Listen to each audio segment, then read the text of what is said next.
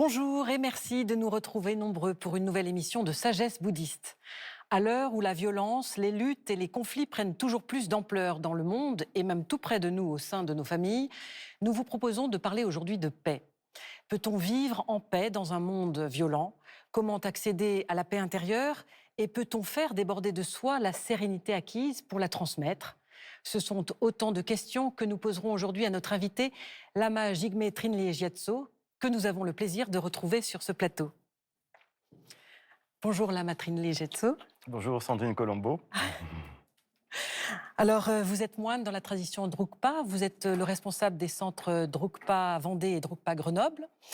Vous êtes le coprésident de l'Union bouddhiste de France et vous êtes engagé dans le dialogue interreligieux, interculturel. Vous êtes aussi aumônier bouddhiste en milieu hospitalier, notamment dans votre région, en Vendée. Et puis, vous êtes auteur et poète avec à votre actif près d'une vingtaine d'ouvrages publiés. Merci de répondre aujourd'hui à nos questions. Avant tout, est-ce que vous pouvez nous définir ce que c'est que la paix? Alors, la paix peut se définir de plusieurs manières. Peut-être d'abord dans un contexte ordinaire.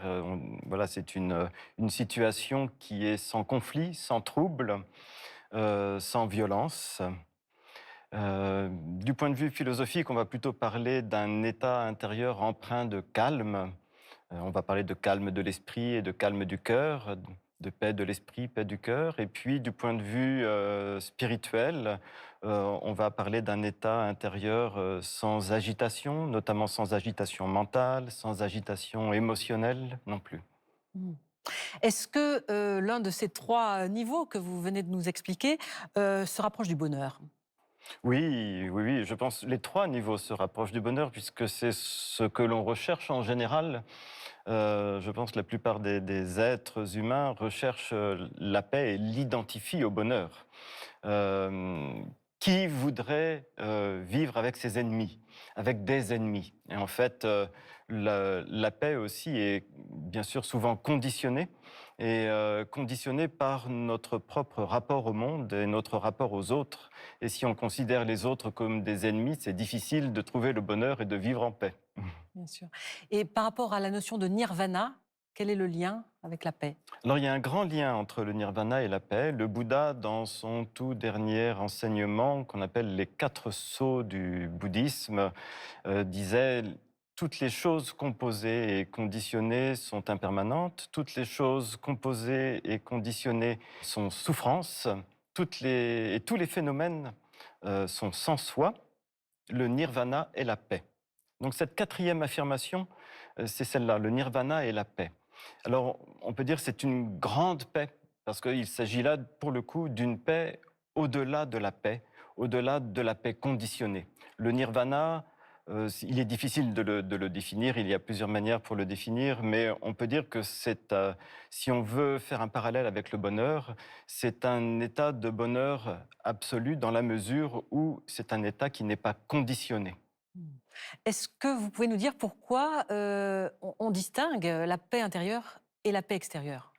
Oui, parce que la paix extérieure, en général, et je dirais même de mon point de vue tout le temps, est une paix justement qui est conditionnée, qui dépend de causes et de conditions. Et du coup, la paix extérieure est souvent fragile.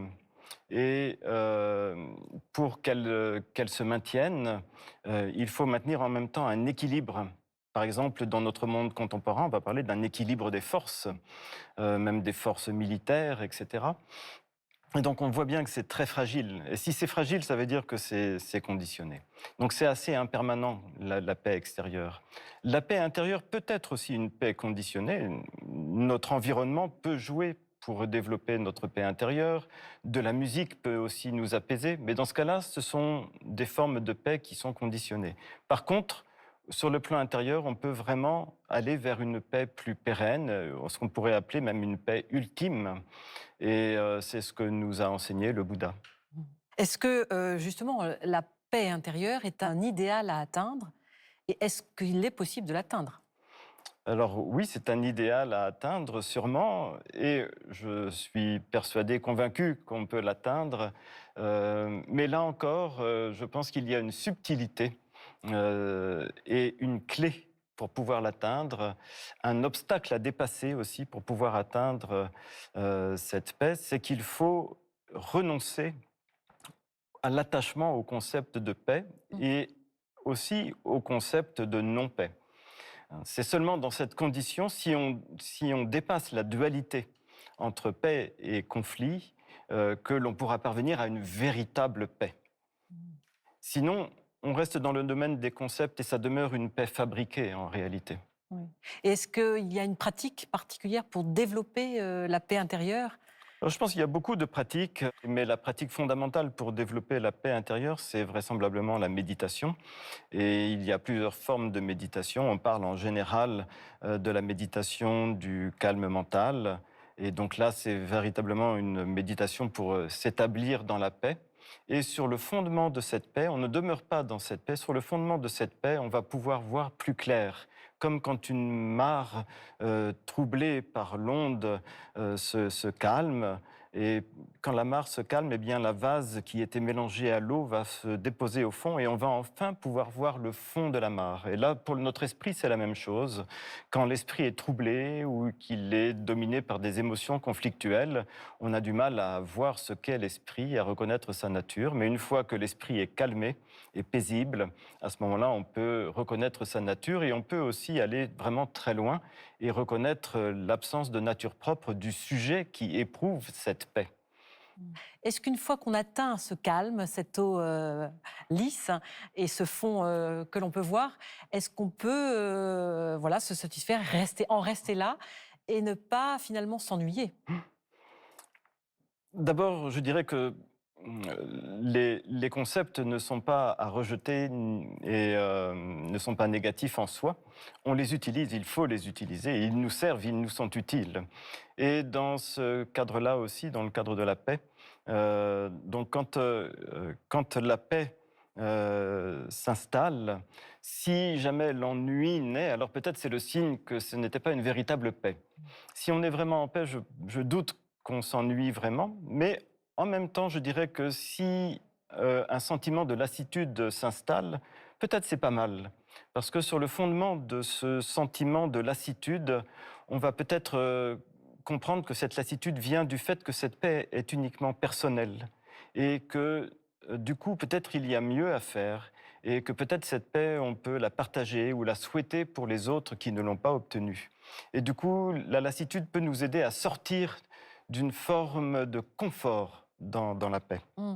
Alors justement, l'enseignement du Bouddha, ne propose-t-il pas d'aller au-delà justement de ce confort personnel, de renoncer à cette paix, durement, acquise peut-être, à cette paix personnelle, pour pouvoir, peut-être en faire profiter les autres? Oui, là, c'est un des enseignements les plus magnifiques qu'ait donné le Bouddha hein, sur les relations interdépendantes, le fait que même du point de vue extérieur, on ne peut pas idéalement souhaiter une paix pour soi seul sans les autres.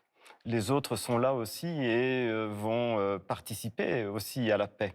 Donc, on ne peut pas rester cantonné sur sa paix personnelle. Et puis, les bodhisattvas, par exemple, sont ceux qui, justement, effectivement, renoncent à la paix personnelle pour développer l'altruisme, l'amour et la compassion, et même souhaiter que tous les êtres obtiennent cette paix intérieure avant eux-mêmes Mmh. et obtiennent l'éveil avant eux-mêmes. Oui.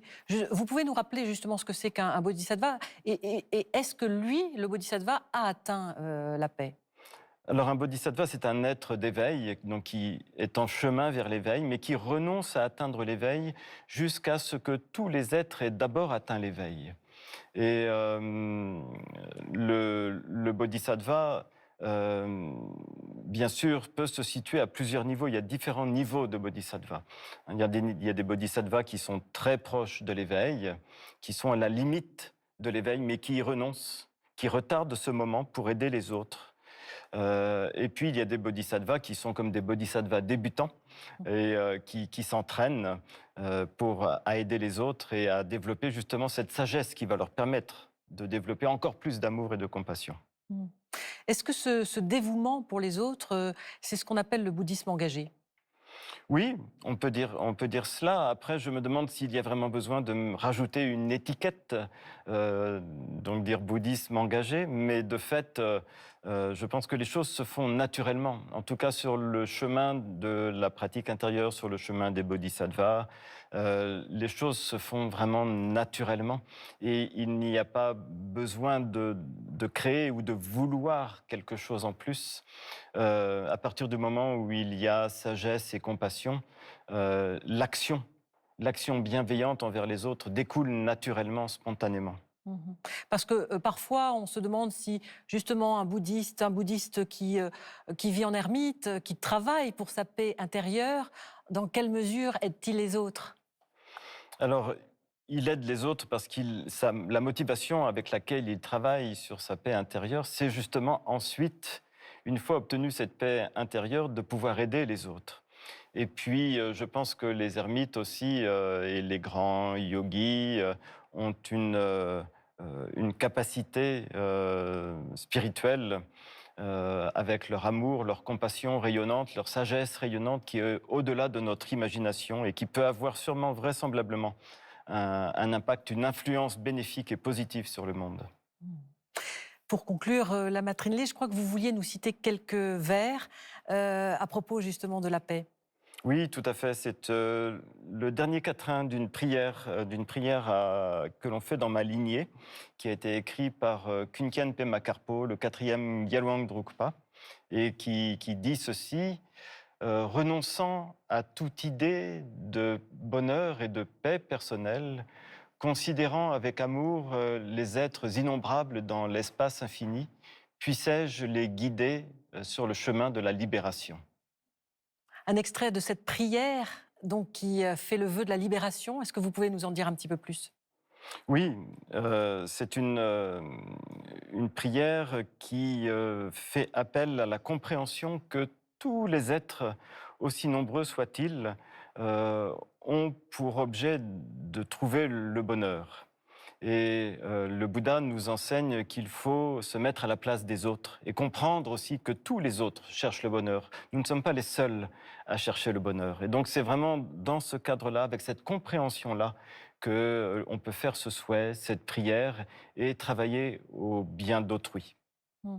Est-ce que ça veut dire que, en fait, quand, finalement résonne le cœur, de quelqu'un qui pratique, ça déborde sur les autres? Tout à fait. Tout à fait. Il y a vraiment une expansion du champ de conscience et du cœur. Pour nous, le cœur et la conscience, voilà, sont pas vraiment séparés, en fait. Et effectivement, il y a cette expansion du champ de conscience vers tous les êtres et vers la compréhension que le seul but de tous les êtres, c'est de trouver le bonheur. Et dans ce cas-là, on ne peut avoir qu'une seule aspiration, c'est d'aspirer au bonheur d'autrui. Parce qu'il est plus important même que le nôtre. Ce sera le mot de la fin. Merci infiniment, la Matrine Jatso, d'avoir été notre invitée aujourd'hui. Merci.